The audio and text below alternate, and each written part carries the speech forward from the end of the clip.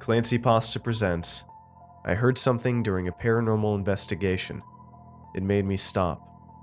Written by A.S. Lowe and narrated by Clancy.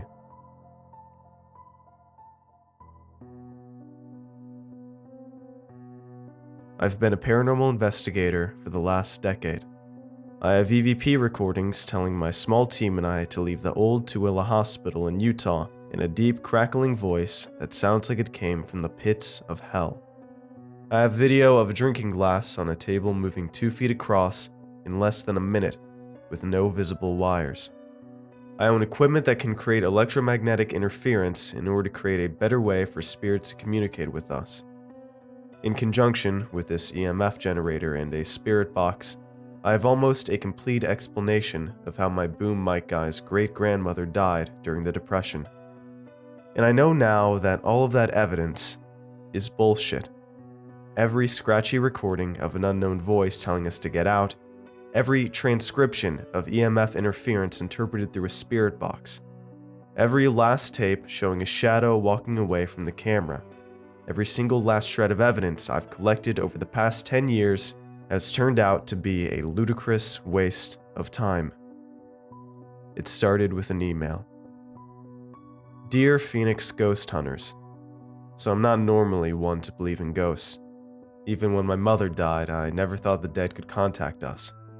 But ever since I moved into this house, some weird things have been happening. Stuff that I simply cannot explain.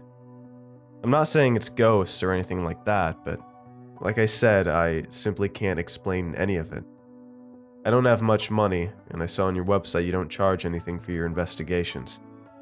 I know you're probably really busy, but if you aren't, please call me at phone number removed for privacy.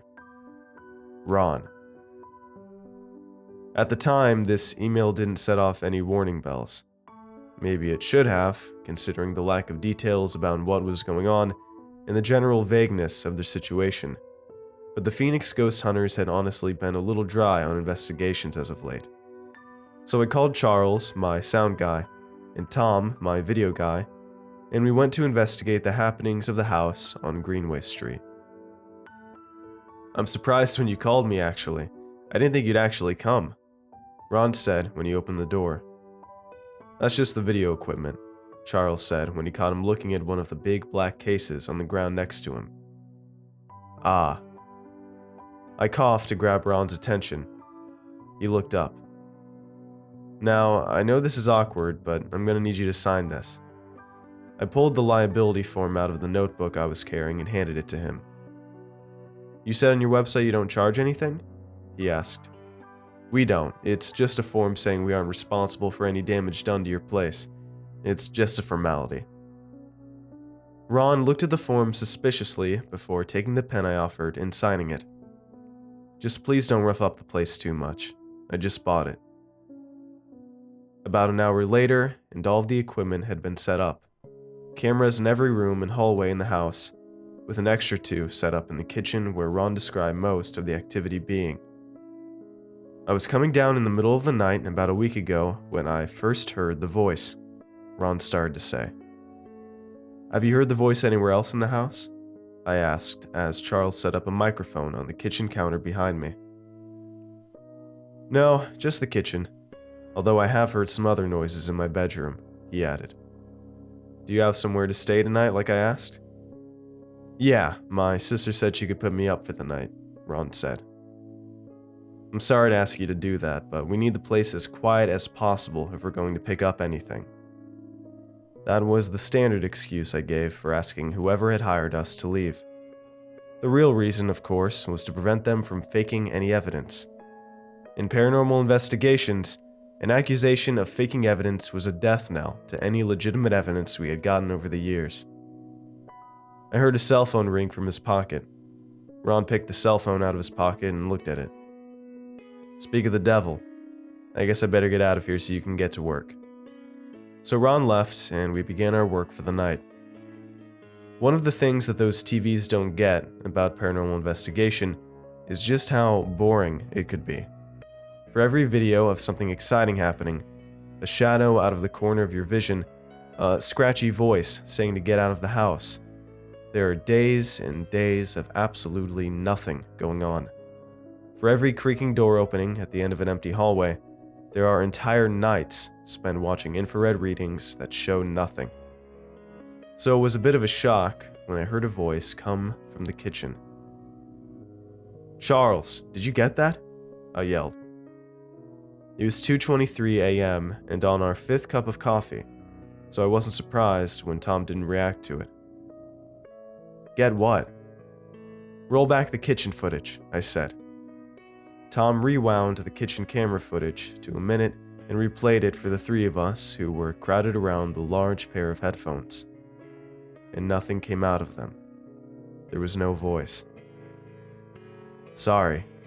I shook my head. Guess I must have fallen asleep. It was 4:42 a.m. when I heard the voice again. "You must have heard that," I asked Tom, who had the headphones on. He took them off. "What?" I hesitated for a second before asking, "Could you play back the next 5 minutes for me?"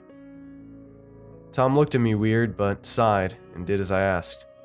He gave me the headphones to listen to alone as Charles was asleep on the couch behind us. For 5 minutes, I heard the creak of wood as the sounds of shifting and settling came from the living room. But no voice, and no more voices for the rest of the night. We got no usable footage the entire night. None of our EVPs picked up anything. I sent off Tom and Charles with the equipment while I waited for Ron to get back and I could inform him. Unfortunately, we didn't get any evidence. Instead of Ron, though, who came to see me was my ex-wife, Cecilia. "What are you doing here?" I asked. "Charles showed me the footage from last night," my ex-wife said. "What footage?" I asked. But I already knew what she was going to say. "Footage of you hearing things that aren't there. You stopped taking your medication again, haven't you?" she said. That's why none of my footage is real. No matter how many things I see in the infrared footage from our time in Allegheny, I hear a voice calling out to me from the static of a recording taken in an abandoned mineshaft. I have to believe that there is nothing there. Cecilia said if I don't stay on my medication, then she's going to show the footage to the court, and I would lose the little visitation rights I had to see Ingrid. No amount of attempting to explain to her that I was a better investigator without it convinced her when we were married, and it definitely wouldn't convince her now.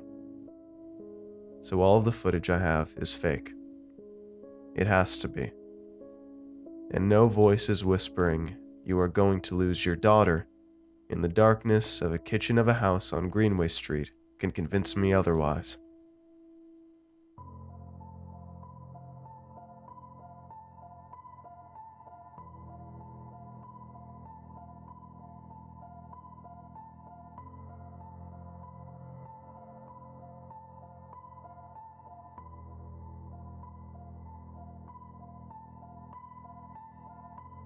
I want to give a huge thanks to last month's $5 and up patrons. Nameless, Catherine, Levy R, Swag Lord, something, Dustin A, Malth J, Taylor F, Joe S, Sexy Augustus, Eddie C, Sam M, Henry R, Boss the Virgo, Kara W, and all the other $5 and up and $2 patrons on screen as well. All of your support makes these narrations possible, and I appreciate it a ton. If you'd like to join these lovely ghouls, I'd appreciate it if you check out my Patreon page. For just $1 a month, you'll get an exclusive narration that will never, ever be uploaded to my channel. Usually, one a bit too extreme for YouTube. So that's at least one extra video every month for just $1, if not more. For $2 a month, you'll get thanked in the end scroll of every video, and for just $5 a month, I'll shout you out at the end of multiple videos a month personally. You also get exclusive Discord roles for those perks as well. If you'd like to chat with me for a bit, you can join me on a monthly live stream for just $10 a month and get a signed merch sticker for $25 a month.